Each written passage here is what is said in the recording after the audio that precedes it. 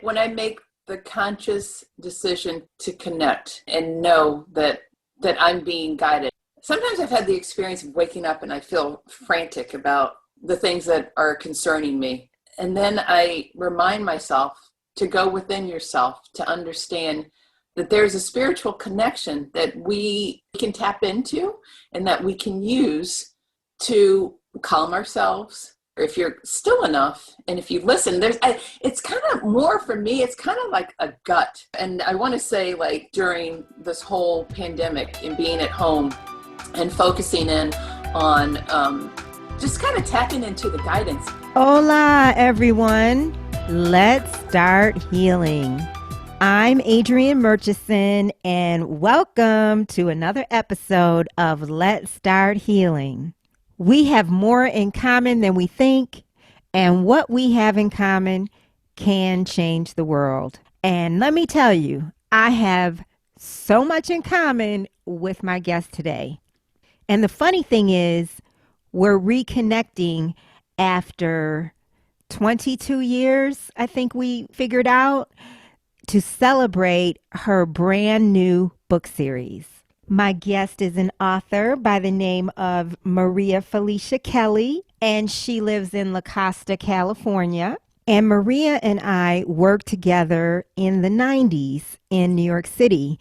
I lived in New York for 10 years, and she lived in New York at the same time all those years ago, and we both worked at Morton's Steakhouse. Back then, it was called Morton's of Chicago. And it was such a special time. We're both still connected to people that we worked with. But I remember I was working on a book.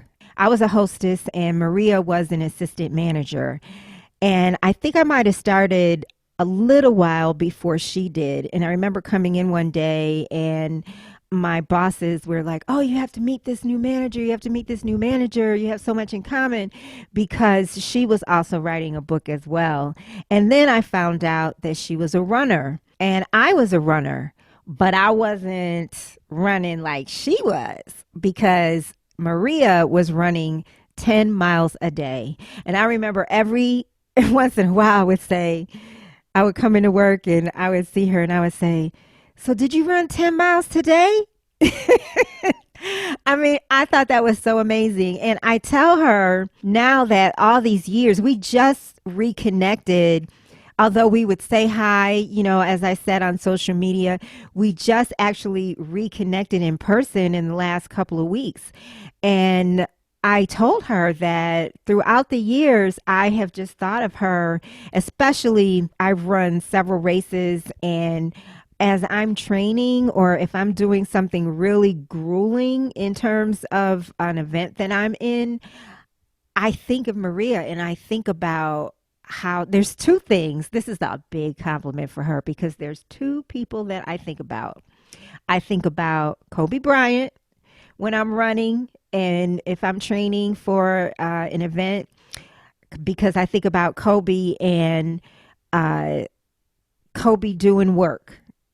I think about this documentary that Spike Lee did on Kobe Bryant years ago, and it was Kobe doing work. So sometimes when I'm running, I'll think about that. And sometimes when I'm running, I think about Maria and how she used to run those 10 miles a day. I mean, that's amazing. And well, as we started talking and reconnecting recently, I found that we have a gazillion things in common. One is that we're both writers, and we're very simpatico spiritually, which we'll talk about later in the podcast. She is launching a wonderful children's book series. And the book series itself is called Celebrate the Holidays. And she is producing these beautiful books on different holidays throughout the year as a teaching tool for children. And it's her son, Constantine, who she will tell you all about, who has inspired this book series. And I'm getting excited because I would love to tell you about Constantine, because he's just this beautiful spirit that is just driving her so creatively. And the first book in her series is called February 14, Constantine Loves Holidays. It's a beautiful book, and she has absolutely gorgeous illustrations in the book. So let's meet her. Let's get started. and let's start healing. Welcome, Maria. Hello. Thank you for Thank joining you. Let's Start Healing. I'm so excited. So am I. This is great. This is wonderful. Isn't it crazy? It's nuts. This is the first time that we're seeing each other, even though it's virtually, in how many years? More than 20, 22 at least. 22, 1998, right? Because I moved from New York to Arizona in 1998. Yeah, so a little bit longer than that. Isn't that nuts? Yes. And so we're here celebrating seeing each other again, but also we're here to celebrate your book series. Celebrate the holidays. Celebrate the holidays. Celebrate the holidays. So please share with the listeners all about it. And I know you have a book that is debuting on Valentine's Day. Exactly. February 14. And the whole series is inspired by your son, Constantine. Exactly. So Celebrate the Holidays was, like you said, inspired by Constantine. He has a passion for holidays and a passion for celebrating.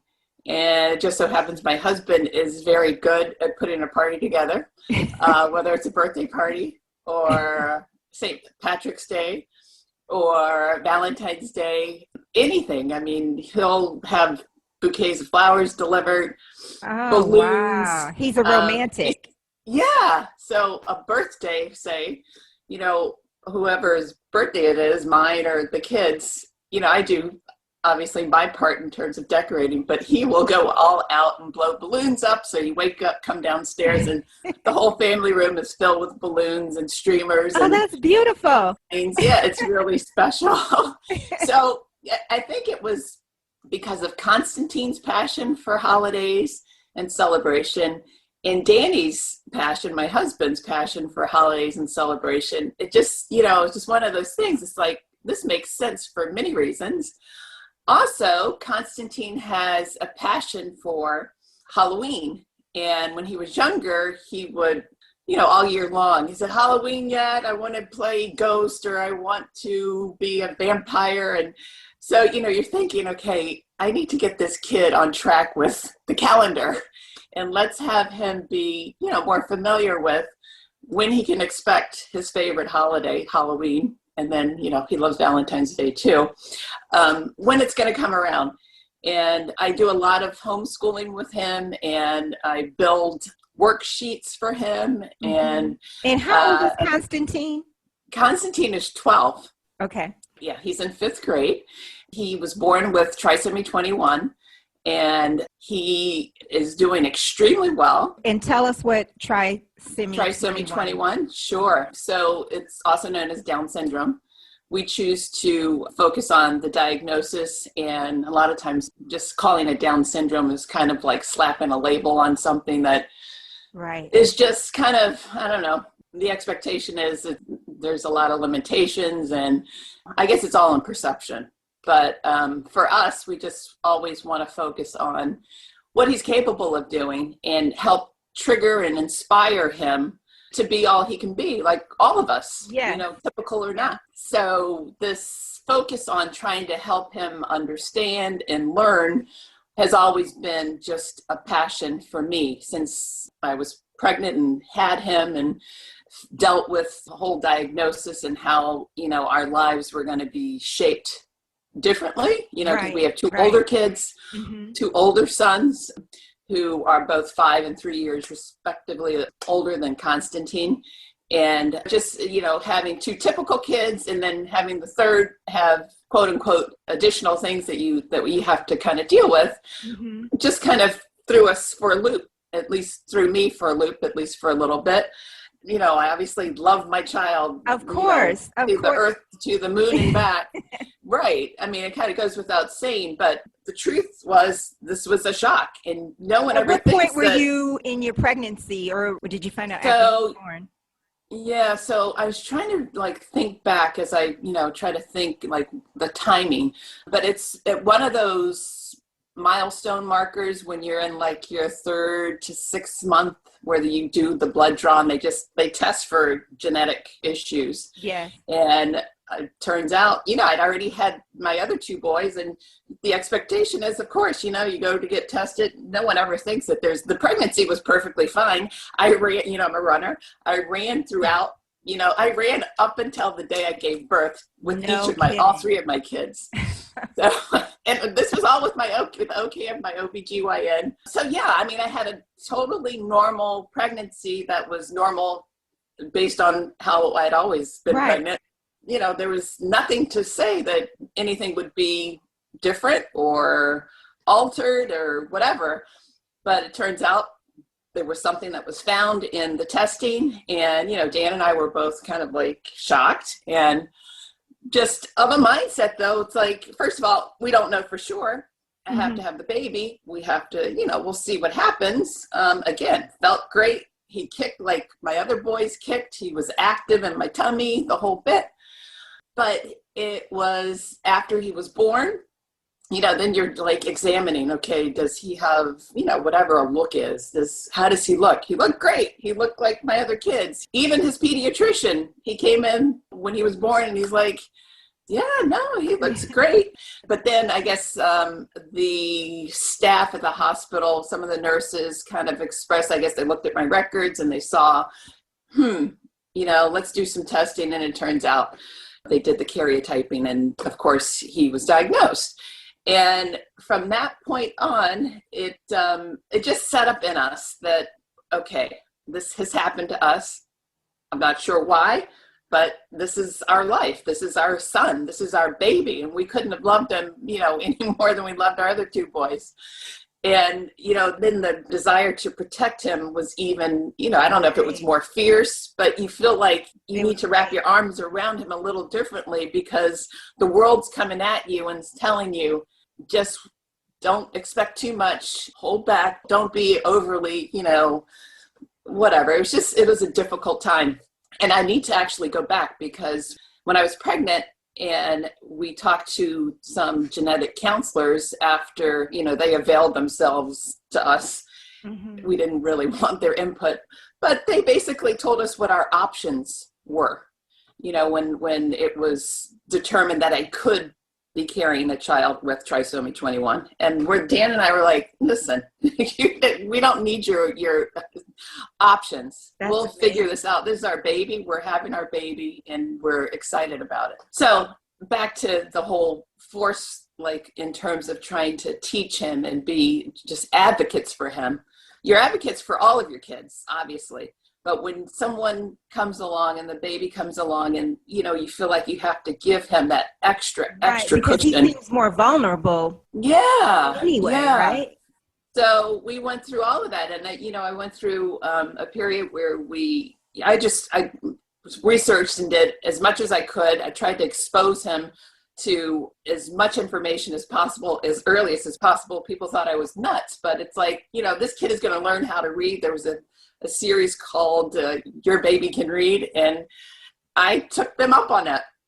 It was a series of like videos that you put your baby in front of, and just flash words and just have words going across the screen. And this kid, really, to his credit, he started reading literally at 6 months. It sounds nuts, but when he was 2 weeks old, he was sitting in front of a TV watching words on a screen. And it's helped him, and it's helped him to this day. He may read at a grade or 2 lower than what his actual grade level is, but that's phenomenal. Yeah. It's phenomenal. Yeah. And his abilities in math and his abilities in understanding concepts and stuff is just growing, and it continues to grow. And I feel like there, may have been some sidelining with him, with his education, when it was kind of out of our hands, and I kind of let public school, it's a great public school system, but kind of let things kind of run their course the way they like to do things with special education and the like. And I just realized that this kid just needs to have input from his parents, from me, his mom, who was here to teach him. And so long story short, this is a long circular route back to the book. but the book has been part, when I say celebrate the holidays, the idea was to let Constantine, in on the secret. Hey, there's certain holidays that happen annually. Holidays happen annually, but on specific dates of the year. So instead of saying a holiday, it's a holiday. So You're going to learn that the calendar, you're going to learn that October 31, which is the title of the October book, the Halloween book, it happens on October 31. And then the same thing with February 14, July 4, December 25. So there's a whole collection of books that will be produced in the near future. And yeah, it's all because of my little guy. That's so beautiful. And it's funny because I often think about how our culture is, not just in this country, but the world, how it's one holiday after another. And so we shift and prepare. One holiday's over, Christmas is over. So then we shift and we get ready for Valentine's Day. Exactly. Get ready for Easter. Yeah. Ready for Memorial Day. It's just, we're constantly shifting our lifestyles. Yep. For these holidays. So that's just so great. First, let's talk about this one, which is right behind you. February 14th. And did you illustrate? Did you do the illustrations? Did you tell me that? No, I didn't. My a lovely lady I found through book connections here in the States. I found her portfolio of work, and she's in India. Her name is Pratima Sarkar, and say her name one more time. Pratima Sarkar, Sarkar, and she was just phenomenal. I saw samples of her work.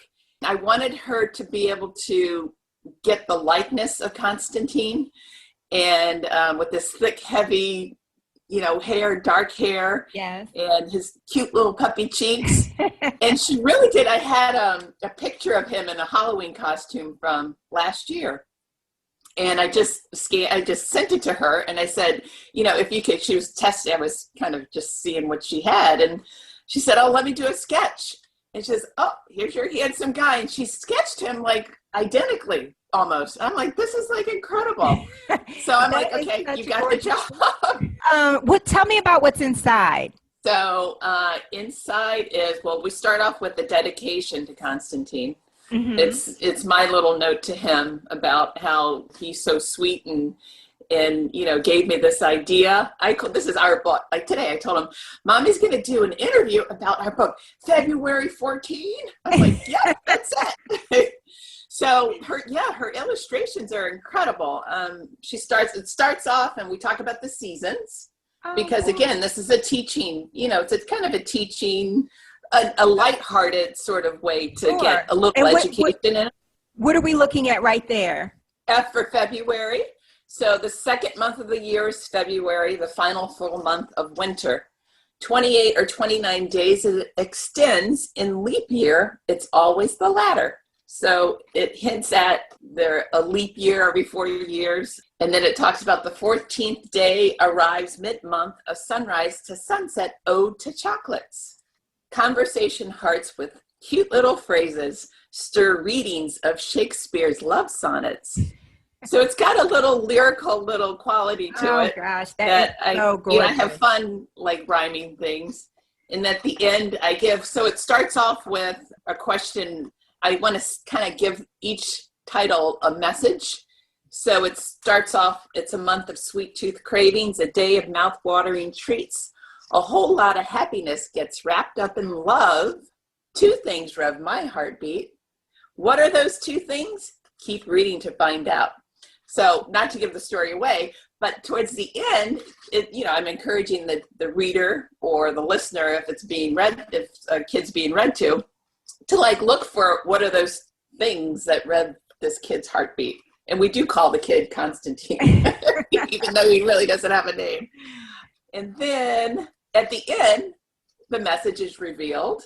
And what two things rev my heartbeat? And then the end says, kindness and love rev my heartbeat. Happy Valentine's Day. That is a gorgeous book.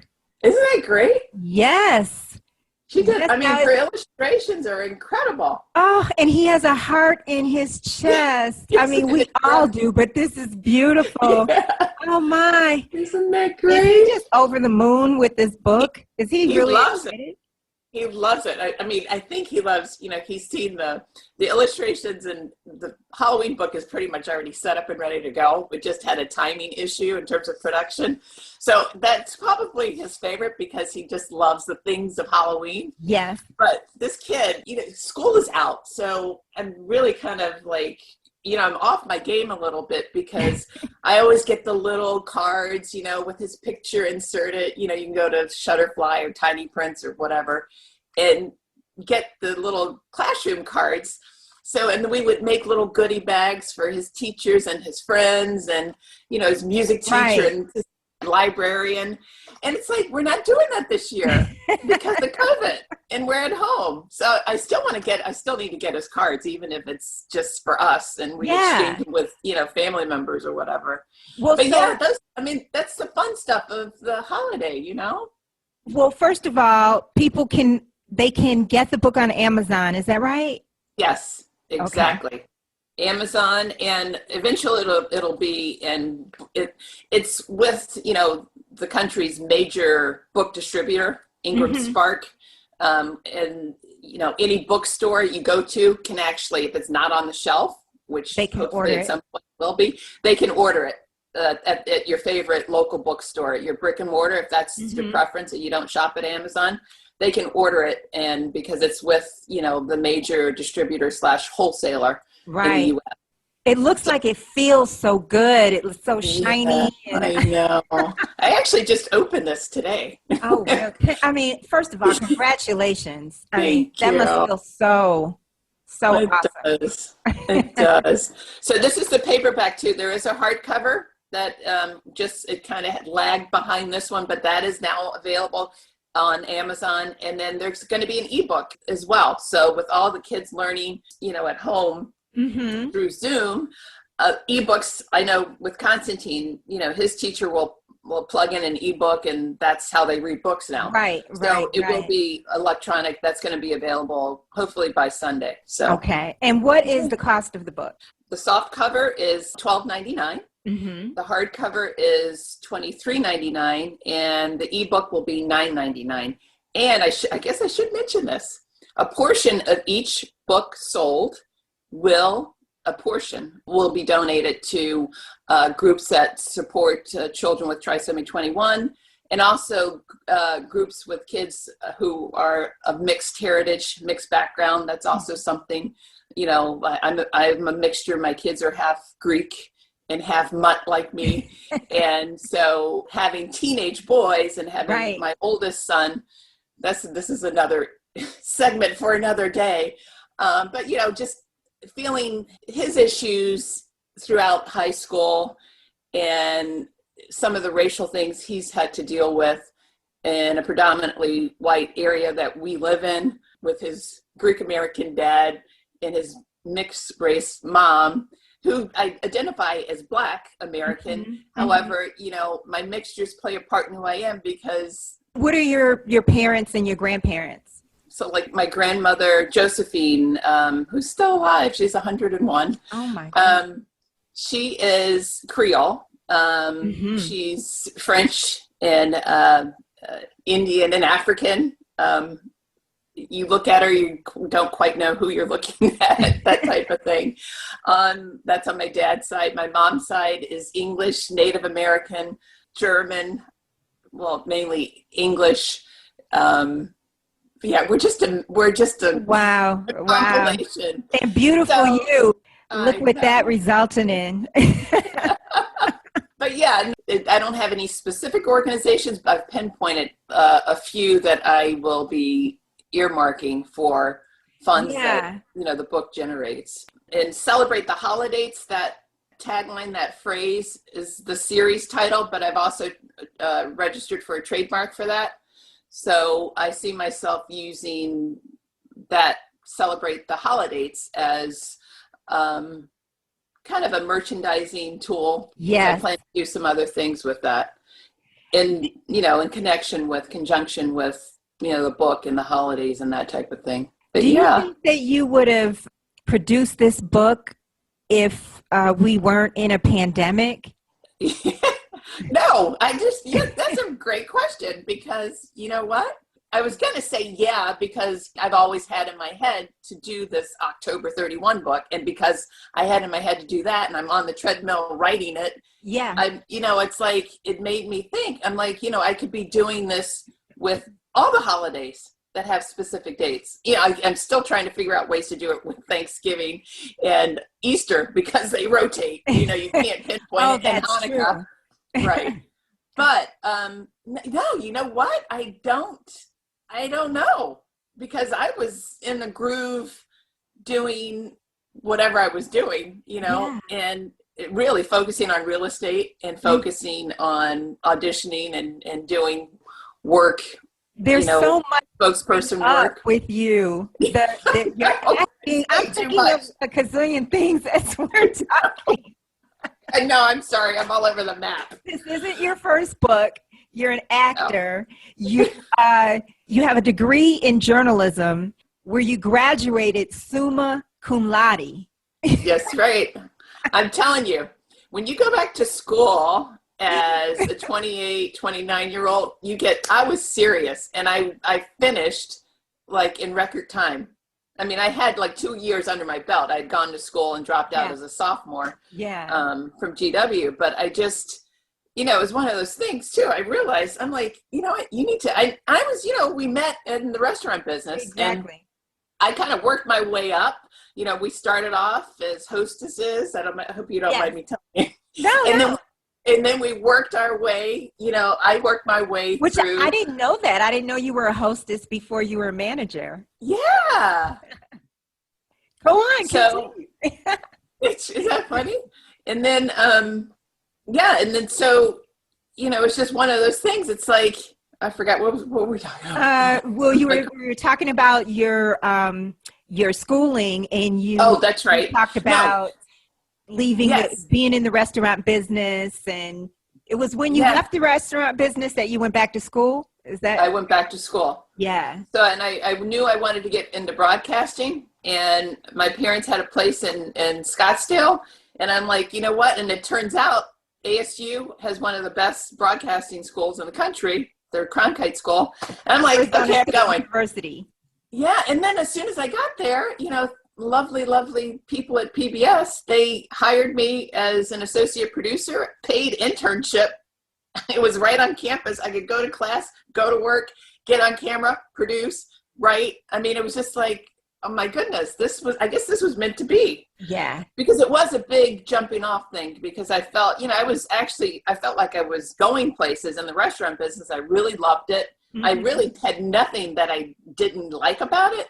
The only thing I can say is I think New York, Manhattan, as much as I love it, and I would probably move back there if I could at some point, it was getting to me. And I'm like, I gotta, I need to, it was too frenetic all the time.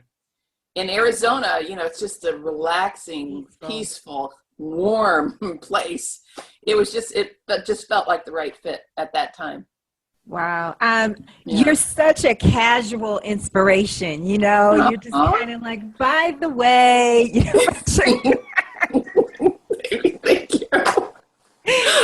I'm serious. You are a true inspiration. Oh, you're sweet. Really. And I, you know what? I want you to share a little bit about how you were telling me what you realized when Constantine started, after the pandemic started, and, he was home. Oh, right. Yeah. So would you talk a little bit about that? Yes. So in terms of like his educational. Yeah. And so you just where he was in even more, you increased your focus on what you wanted him to learn. Right.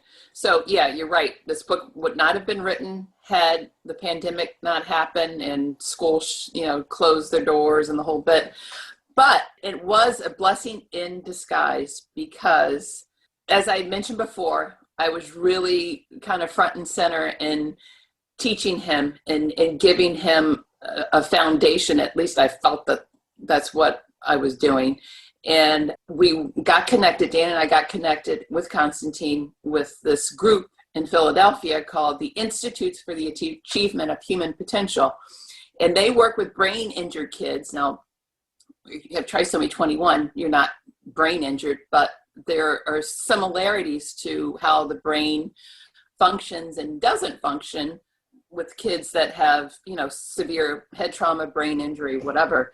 Actually, that's something the institutes discovered, that they used to actually turn away kids with trisomy 21 and basically say, sorry, we can't help you because, it's a genetic problem. And then fortunately for us, they were probably a good 10 to 15 years into discovering, hey, there is something we can do to help these kids too. And thankfully, which made sense to me, because just because it could be genetic or is genetic doesn't mean that, you still have to, your brain still needs to make connections, exactly. Right? We went full steam ahead. They have an intensive program where parents have to finish and get certified with a week-long course in actually teaching their kids. And it's physical stuff, it's educational stuff. And so both Dan and I did it at separate times because we're on the West Coast and we had to go to Philly. So he did it one week, and then, I followed up and did it the following or a different week. And then we had to bring the whole family there and bring Constantine there and then get trained with him as our child. What was there something like in particular or something tangible that you can describe? Learned. Yeah. Yeah. So you learn how to pattern, where basically kids are on like a massage table and you basically pattern them. You alternate like a swimming motion. So you help the kid. What you're trying to do is train the brain into how the body learns to move as an infant. So you go through, you have patterning, they call it patterning.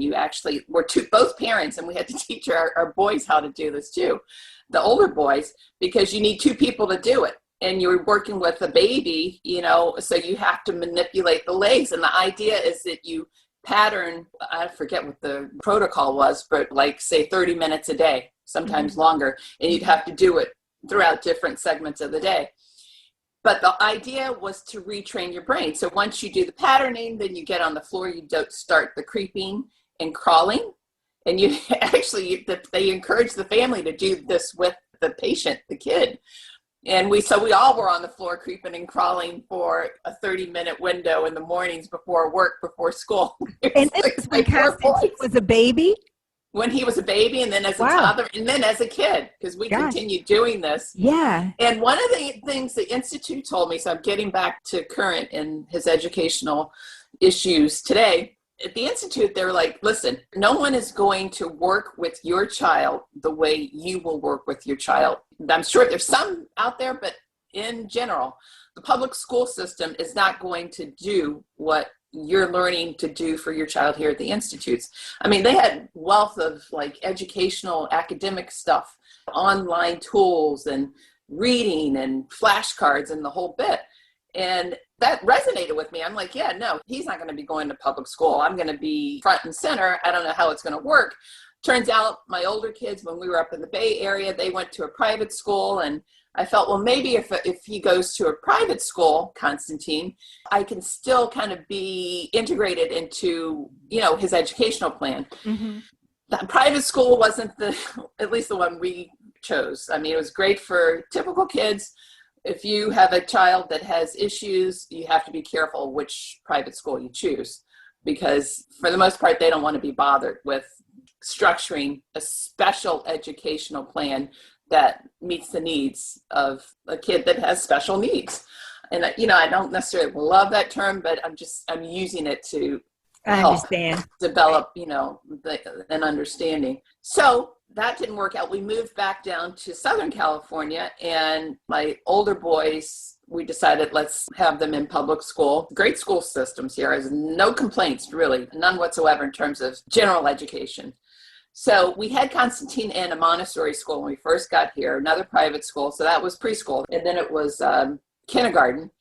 And that went okay, especially preschool. That was great because Montessori was kind of in the vein of what I'd been learning and how I wanted to teach him.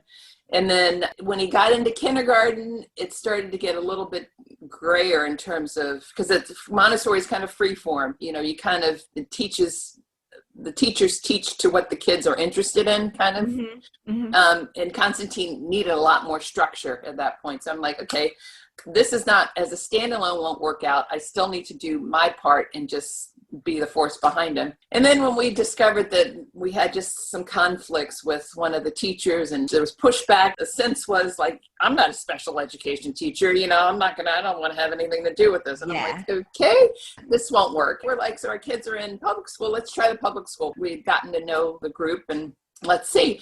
And that turned out to be decent for kindergarten, first grade. And then we had one really great teacher, and she was just no holds barred. Kids, there are no limitations. This kid can do anything. And now I'm like, wow, how did we get so lucky? We really felt like, where have we been? Why didn't we try this before? And I'm not blaming her because she was terrific, but that gave me a sense of confidence and like, okay, maybe I can pull back a little bit. I can get focused in on, okay, my kids are getting older. They're still in school, but it's like, I'll get my real estate license. I'll do, I'll start dabbling in some of the things. I'll take some acting classes. I'll audition. I'll do this and that. So I'm like, okay, this is working out. But then the pandemic happens and we're fast forward 2, 3, 4 years. And you go through, for kids in special day class, special needs classes, there's an IEP, an individualized educational program that is earmarked and geared towards, it's a strict curriculum that's supposed to be specific to your child. And you go as parents to talk with the educators and people involved, his team, the speech language therapist, the whole bit. And that plan, doesn't it, like here in Georgia, it goes to, I think, age 22. Is it like that? It does. I think you're right. I think that's probably true here. So with his IEP, Dan and I would go in for these annual meetings, and the first meeting we had ever, okay, fine, okay. We didn't have anything to disagree with. So we'd heard horror stories about parents and their connection and their experiences with IEP and knowing that they needed to be an advocate for their kid. Right. And, we always felt like we were kind of on top of things. And then, one year would roll into the next. That lovely teacher that he had no longer worked for the school system. And it just got a little bit different. It felt like the older he got, and if there were goals that were set for him that he didn't achieve, those goals, they never seemed to be really addressed in the sense that they were goals and he was capable of achieving them, but it's almost like there was a time limit on their ability to help him reach those goals. Now he could exceed a lot of those goals, I imagine. Yeah, true. And it's just like, wait a minute, why is he still not adding the way he should be? Why is he not at this level in math? Why is he still struggling with an alphabet? Not now, but 2 years ago. It's like, I know that there shouldn't have been that disconnect. But, I felt bad because I'm like, why did it take me these few years to figure out? And to be fair, because I do have a lot of friendly faces and lovely people who love Constantine, who I think are beautiful people who really want the best for him. But I think they're constricted within what they're allowed to do in terms of how the system is set up. If you really want to make it individualized, then you have to take the time. For Constantine needs a lot, and I know this from working with him every day. You have to be patient. You have to push him, but he can do it. He is totally capable, but you have to not let him. He's a very cute kid, and he's very easy to, like, he knows how to trick you. He knows how to slide out and say, oh no, and then kind of be stoic and not participate. So as his mom, I don't let him get away with a lot because I'm his mom and I know what he's capable of. But I think school systems and teachers, and he had multiple aides. I'm like, how can you have like 5 aides in a class? And this again, they're lovely people, but they're limited by the time that they have to devote to 9 to 10 kids in the class, 8, 9, 10 kids. And I understand that, but I'm probably more upset with myself that it took me some time to really kind of recognize he wasn't getting what he needed. And here's COVID. Here I'm forced, me along with every other parent of every other type of kid, in elementary school has to have some sort of renewed participation in their kids' education in a way they'd never thought, you know? Yeah. But that was a blessing. My goodness, this was a blessing in disguise. And we just had an IEP, a Zoom IEP back in November. And I was telling all of the people who would listen, I said, I'm kind of disappointed that he was kind of stuck where he was. I said, but again, I shoulder a lot of the blame because my eyes should have been wide open, especially given my history and how his academic and his learning was so important from the very beginning. So this is where this lovely book comes in. I mean, really, all of it is just really, I mean, COVID has been horrible, horrible. We've lost people we know. And I wish it never, ever happened. Nobody wanted this to happen. Right. But there was an opportunity here to help my son. And it just presented itself because of these circumstances. Amazing. Well, thank you for sharing that, because I think that there's a lot of parents that can relate to your experience. Yeah. And some people think that it's just them. They're the only ones that are going through things. So I appreciate you sharing that. Absolutely. There's so many avenues with your book. I do want to ask you some healing questions that I like to ask. But before I go there, I wanted to know if you would share how you and Dan met. Unbelievable, right? And it's like, you know, okay, so we got, it's nuts. Yeah. I was just thinking of Valentine's Day. Valentine's Day is also important to us because he proposed to me on Valentine's Day. Oh, did he? Yeah. So let's see. We're going to be married for 19 years. We met, 2001. Yeah, we met, oh my God. We met 20 years ago. Okay. So I went to Spain for a vacation. I was working, I had graduated from college. I'd been hired full-time at PBS working as a writer-producer, and I did the more than occasional regular hosting for the pledge drives right after I graduated too, because I graduated in 2000.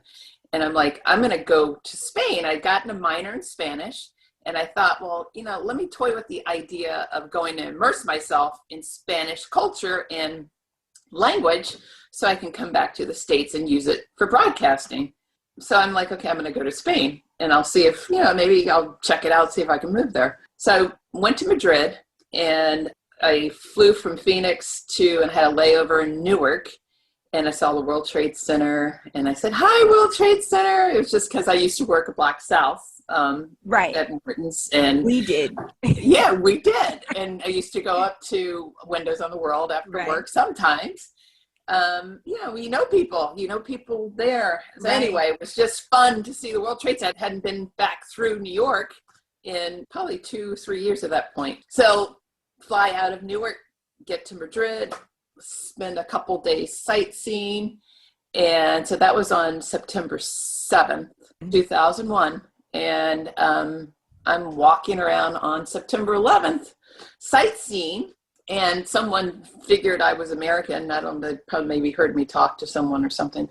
And he turned around, just walking down the street, and he's some Spaniard, and he's like, oh, so sorry to hear about what happened. I'm like, okay. I didn't know what he was talking about. So I get back to the hotel, and I go in my room, and I turn on the TV and I'm like, what? I couldn't believe it. I couldn't believe. I saw, you see the planes hitting the towers. I'm like, what is going on? By the minute you feel yourself just like, what's happening? And I'm out of the country too. And I'm like, am I stuck here? What's going on? So the airport's closed. I was supposed to leave on the 13th. Airport's closed a whole bit. And it turns out my husband, future husband, had gotten there actually on the 11th, right before all of this happened. And he was there on business, and he was staying in the same hotel. And as I'm like trying to deal with this for the couple of days right before I met him, I'm like, all I want to do is meet another American who kind of gets a sense and feels what I'm feeling. And where was he living at the time? He was living in Chicago. Yeah. So I had made friends actually with the bartender, and I was, was practicing my Spanish, speaking in Spanish, in and out of English and Spanish.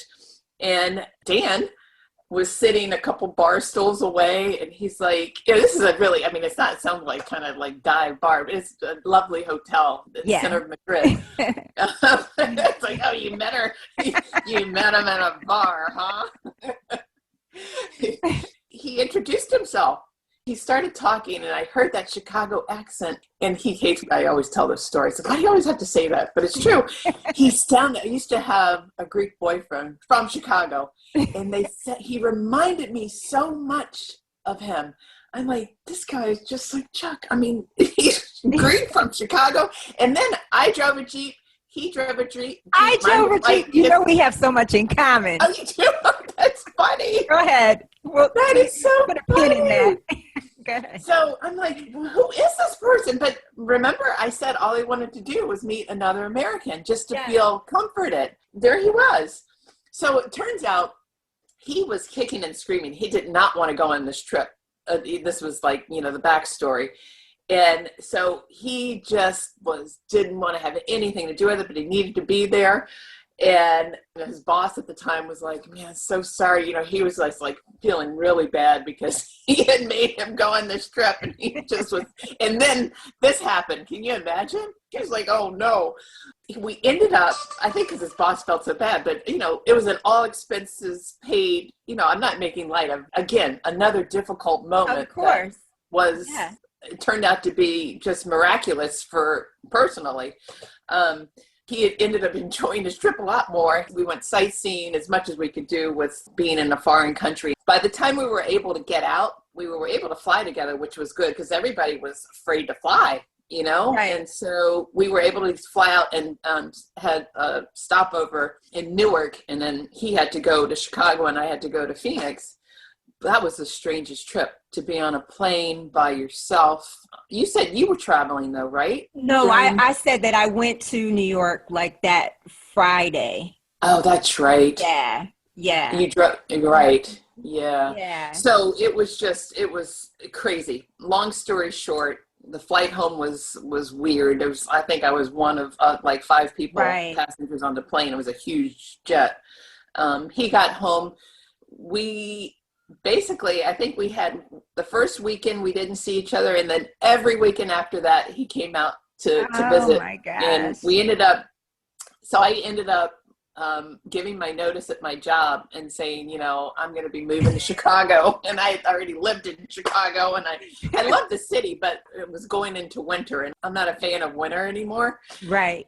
But I'm like, you know what? This is it. I've just met my husband. And we knew that this was going to work out to something. Right. So we moved in together.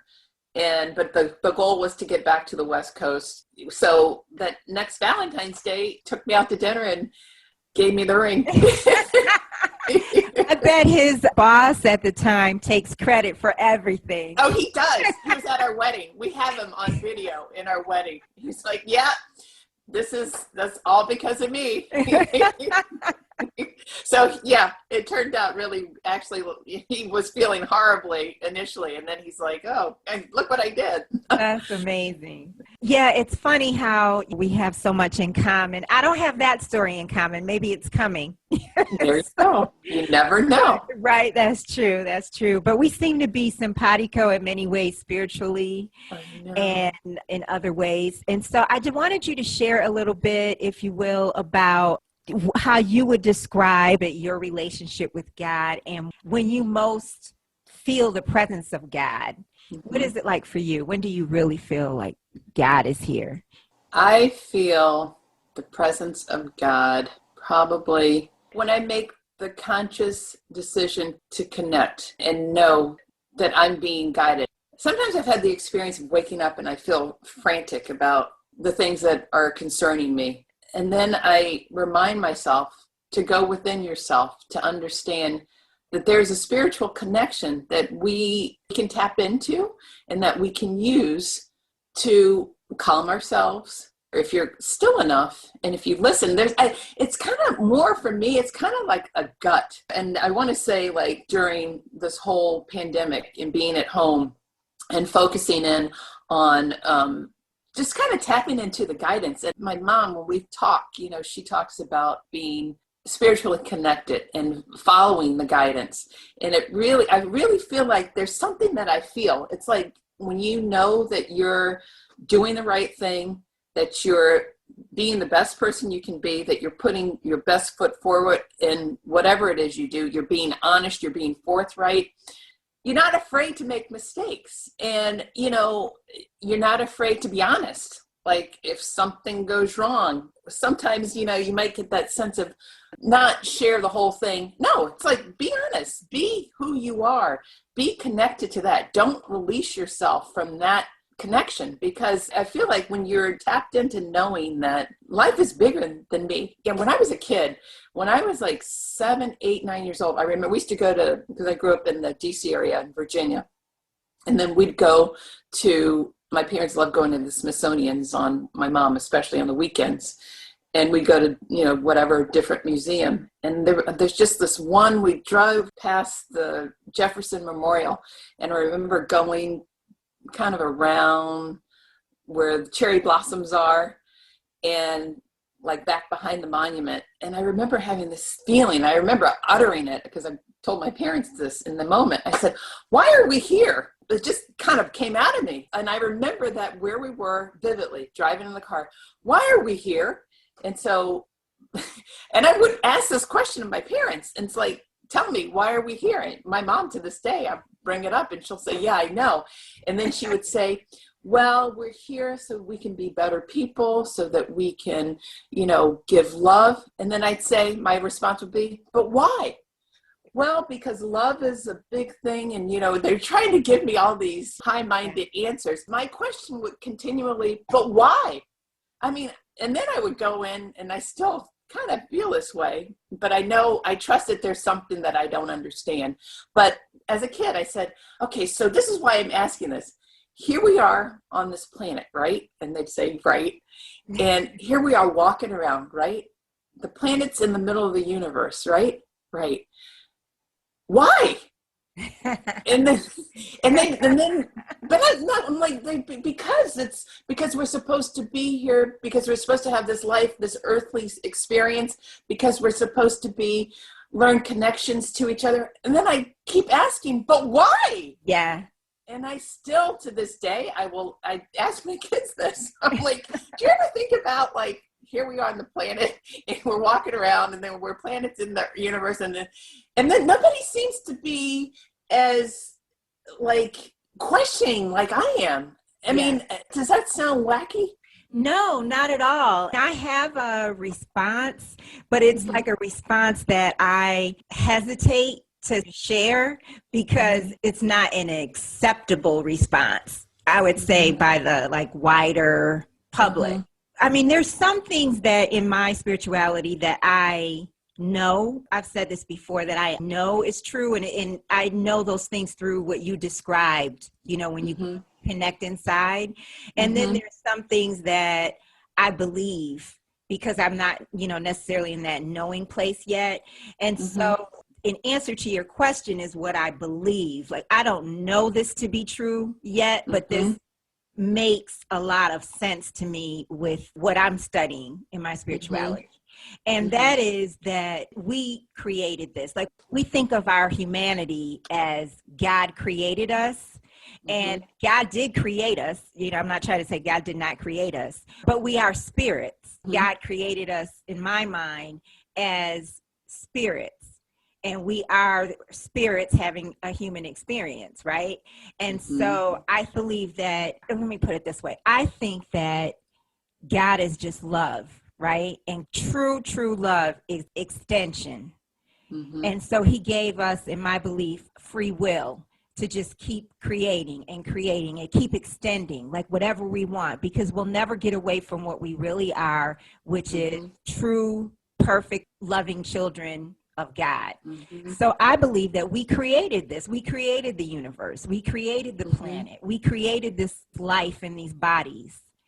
And yes, we're not far away from God. God is right here because our spirit is still here. The spirit of us is still here. So that why, I think that's the answer. The why is there's always going to be a why because we created. In fact, I'm even feeling like more strong as I'm saying this, because a part of my walk is that it's our ego that always asks why, like the ego part of our thought system, always asking why. But there is no question with God, because God is, God is. Right. So there's no reason to question why. Right. You know what I'm saying? Yeah, no, I get what you're saying. Yeah. So like we created this all through our thoughts as an extent, of free will. Right. No, I see what you're saying. When I just think about the human form, I guess there's this amount of needing to connect more on a less surface basis and more deeper, if that makes any sense. Yeah. It does. But I think it's powerful what you described in terms of your connection and even the why. Right. Even the why. And when you were saying that, I kept thinking of what, because I always ask why too. I mean, in general of everything. And so I try to go to, well, what? Like, what's it for? And so I think everything is about what our personal lessons are to be learned. Right. And all I know, obviously no one has the definitive answer as far as I know, right? Right. But I know what feels right, exactly. In a given moment. I know the more because I think I've been doing that a lot more this year, the last year, is to just really stay true to that knowingness. And that to me has really started to blossom and bring things out that may have been stuck. And I think Constantine, and helping him, that's a whole part of that. It's just kind of a trusting, just letting it go, just trusting that the answer is there, and it will reveal itself. And it reveals itself continually. The more I give to that, the more I allow that to be possible, the more it becomes possible. That's so incredible. The next question I was going to ask you was what you think God wants you to do through your work. Interesting. Well, that speaks to it to me. Yeah, and I think that's true. It's just really just committing. It's not even a commitment. That isn't even the right word. It's just, again, it's like a trusting. It's like a supreme just release, relax, look for, and it's almost like the guidance will come. The things fall into place. Things happen. Like I think you said, like, your careers have developed, your professional life developed just kind of organically, right? Something led to this, and then that led to that. And I feel that most people's lives probably operate in that fashion, but people may not recognize it, right? Because they're so busy trying to push for whatever it is on their agenda. It's like, okay, now it's time to do this. And for me, and maybe it's because we've been cooped up and had to be in a semi-quarantine sort of environment. Yeah, it just kind of forces you to just kind of be still, be in the moment, be with yourself. And it gives you that opportunity to kind of just like blossom in a way, right? That you never really, to be honest with you, I don't think this would have happened this way had this pandemic not been the reality. Right. And it's being true to yourself. Yeah. Big time. That's that in a nutshell, that's it. Being true to yourself and knowing that you don't have all the answers, but there's a force, there's a spirit, there's a God connection that does. Right. I loved what you said too. Relax, release, and look for. What does that? I did say that. Yes, you did. Yes, you did. And it's okay to make a mistake. Like when you're doing that, when you're just trusting, you were saying, when you're just trusting and you're connected with that power, it's okay to share and it's okay to make a mistake. Right. That's exactly. Powerful. No, thank you. That's so sweet. I didn't think of it like that, but now that you say That's what you said. No, true. Words. Cute.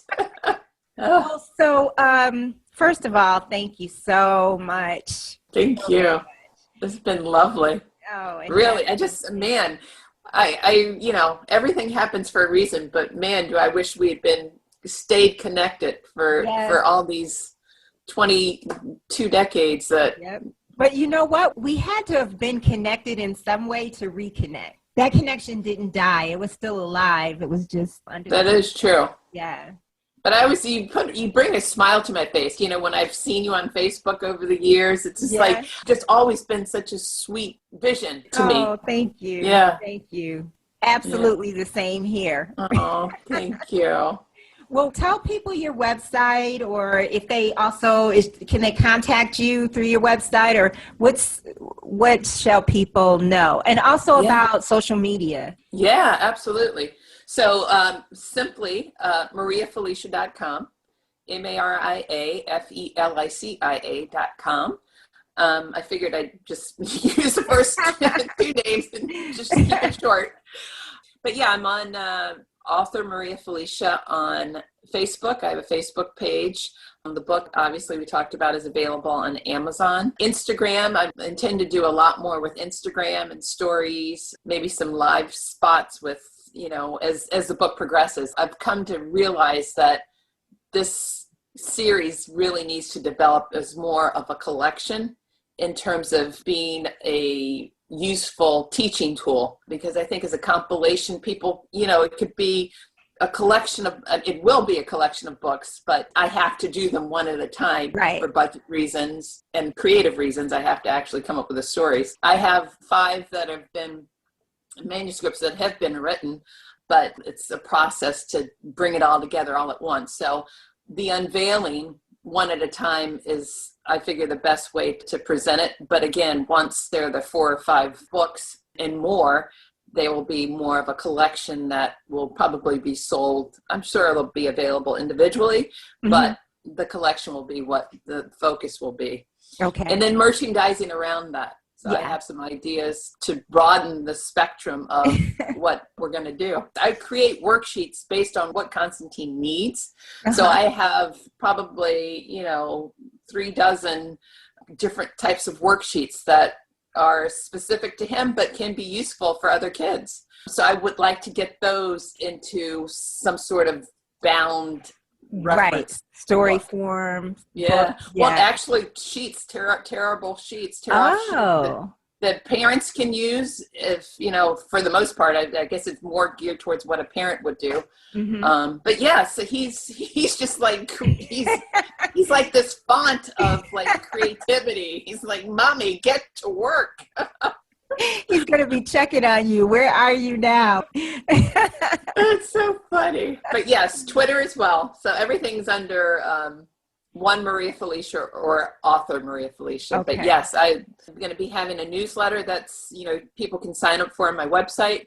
I have a blog that's also attached to the website that there's a whole backstory that's already kind of ingrained in my history that I outline on there. So just more creative avenues to pursue. Oh my! And I appreciate the opportunity to share it with you. Oh gosh, I'm honored, and thank you so very much. You're so welcome. This was a lot of fun. Thank you for joining us. You can listen to all of our episodes on Apple Podcasts, Spotify, iHeartRadio, and our podcast YouTube channel. And wherever you listen, remember to subscribe to the podcast.